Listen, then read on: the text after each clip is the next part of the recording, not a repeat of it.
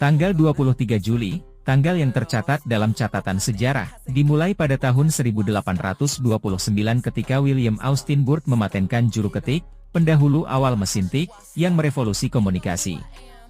Maju cepat ke tahun 1967, Detroit dilanda kekacauan dengan kerusuhan 12 TH Street, yang menandai salah satu pemberontakan perkotaan terbesar dan paling merusak dalam sejarah Amerika. Kota ini terbakar selama 5 hari, menyebabkan 43 kematian dan lebih dari 1.400 bangunan hancur. Dan pada tahun 1995, komet Hale-Bopp ditemukan, menarik perhatian para pengamat bintang di seluruh dunia. Mulai dari penemuan-penemuan inovatif hingga keajaiban langit, dan pelajaran menyedihkan dari kerusuhan sipil, tanggal 23 Juli tetap menjadi hari yang sangat penting.